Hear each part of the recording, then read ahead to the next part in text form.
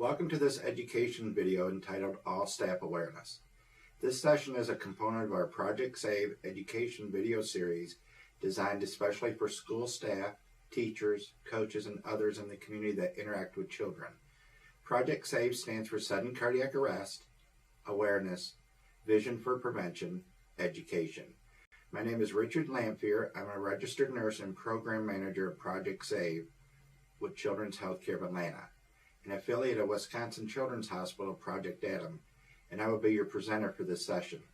This education video is intended for adults who supervise children in schools, coach athletics, have minor children or family members at risk for a sudden cardiac arrest.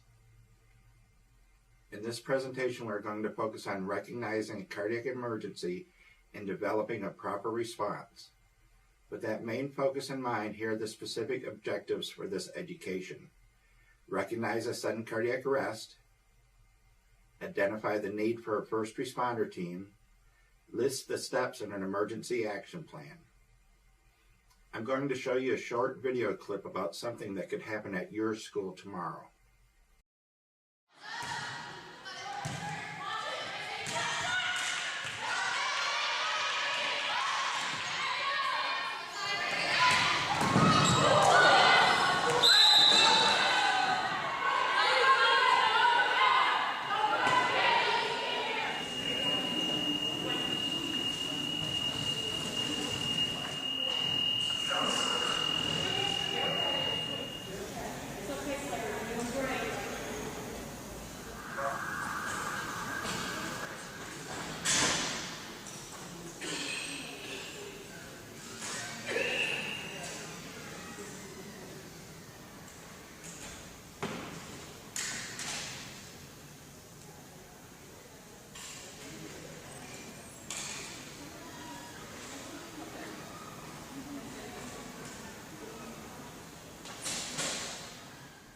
What happened to this player could happen at your school. Who could it happen to? It could happen to any student, staff member, parent, or other visitor. It could happen to anyone. It's called sudden cardiac arrest. It happens to approximately 400,000 Americans each year, which includes approximately 1,000 to 2,000 children and adolescents. That's 1,000 people a day and as many as 3 to 6 students a day. In the Georgia 2016-2017 school year, 26 instances of cardiac arrest have happened during school or after school activities, 11 students and 15 adults. This sudden cardiac arrest is different than a heart attack. A heart attack is a plumbing problem where the pipes get clogged up, usually because of things we do or don't do. We eat foods high in fat, don't exercise, or don't have our blood pressure checked. What are some of the symptoms that an individual suffering from a heart attack may complain about? Chest pain, back pain, especially in women, arm, neck, or jaw pain, or an upset stomach. The good thing is, this person can usually talk to you and tell you how they are feeling, and you have a little time to respond. The sudden cardiac arrest is different. It's an electrical problem. Something interrupts the normal flow of electricity through the heart. Typically, our heart beats and pumps our blood around our body 60 to 80 times every minute that we're alive. But once the electrical flow stops, the heart stops or just begins to quiver and is no longer able to pump. Blood flow to the brain and other vital organs stops immediately. This leads an individual suffering from sudden cardiac arrest to drop suddenly, like the young lady in the video, or if they have time to complain of anything, will likely complain of head symptoms like, I feel woozy, dizzy, my vision is blurry, or I think I better sit down before hitting the ground unresponsive. The individual may or may not complain of heart symptoms. They may also experience some jerking movements, reminiscent of a seizure, and may have gasping respirations before they stop breathing completely. It is possible for individuals to have a heart attack and sudden cardiac arrest at the same time. The key to saving a life in a school, home, practice field, stadium, daycare center, or any other place students frequent is an emergency action plan. This includes naming first responders or individuals who are trained in proper CPR and AED use, learning the signs of early recognition, developing a communication plan, and always knowing the location of the closest AED. You only have seconds to make a huge difference in someone's life. You have to respond immediately. Remember, blood flow to the brain has stopped. Can we just wait for EMS? No. Do you have time to ask lots of questions? No. Every person in your school setting who interacts with students should be prepared in the event of a sudden cardiac arrest. How do you know it's a sudden cardiac arrest? You don't. But when someone goes unresponsive suddenly, that should be considered a sudden cardiac arrest until proven otherwise. An AED will identify the need for a shock. It will not shock an individual who does not need it. So, if you suspect that an individual in your school is experiencing sudden cardiac arrest, what do? Check for responsiveness, check for breathing. If the individual is not responsive or breathing, begin compressions and send someone for the closest AED. Then notify the front office right away. Use the intercom button, your cell phone, a walkie-talkie, or send a runner. The front office will call the school's first responders to the scene.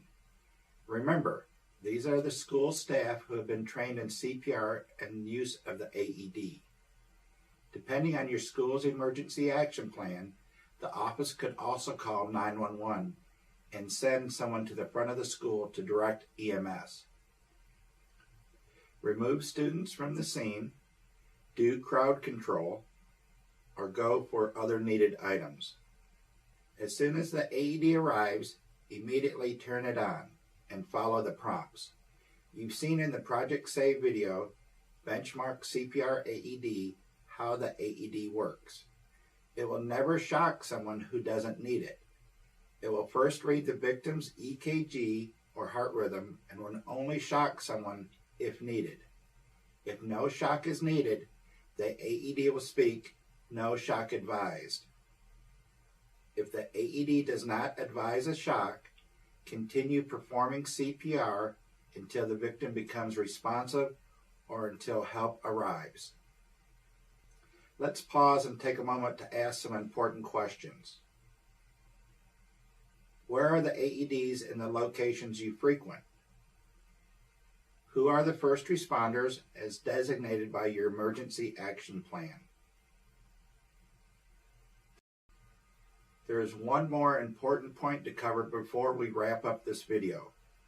When sudden cardiac arrest happens to children, we notice that many of them have already exhibited early warning signs that went unrecognized and unreported. Fainting during or immediately after exercise is the biggest red flag that tells us there may be something wrong that needs to be evaluated. Other early warning signs include shortness of breath, fatigue, chest pain, or shoulder pain during or immediately after exercise. These signs do not necessarily have to happen in association with exercise or activity, but in children it most often does. And when it does, it needs to be reported to the school nurse or parents right away, so the child can be evaluated by his pediatrician and possibly by a pediatric cardiologist. The last early warning sign is a known family history of cardiac conditions. In children, most of the conditions that can cause sudden cardiac arrest are genetic. An important red flag in family history is whether there has been an unexpected and unexplained death before age 50. Even with a drowning or single-car auto accident, there is always a possibility that a sudden cardiac arrest caused the incident. Others in the family may be at risk of having the same condition. But here's some good news. In the state of Georgia, since December 2007, 86 lives have been saved in Georgia schools. 40 students and 46 adults are alive today because the school was prepared and had practiced their emergency sudden cardiac arrest response. Remember, in the suspected event of a sudden cardiac arrest, time is critical. It is important for everyone in the school setting to know about sudden cardiac arrest and how to respond. And most importantly, if someone goes unresponsive suddenly, this is a sudden cardiac arrest until proven otherwise.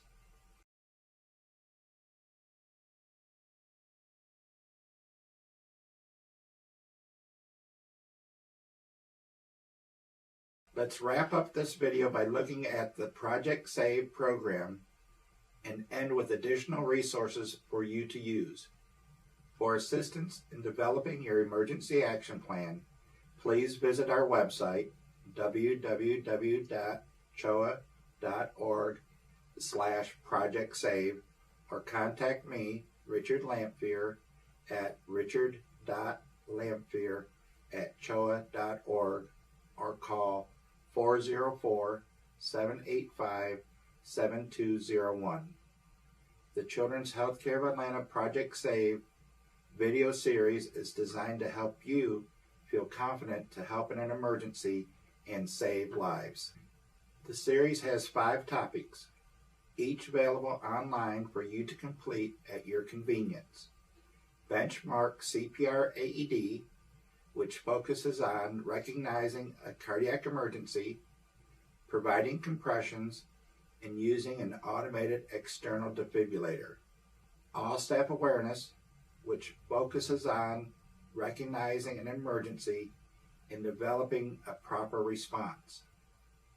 Life-threatening emergencies, which focuses on recognizing and treating life-threatening emergencies.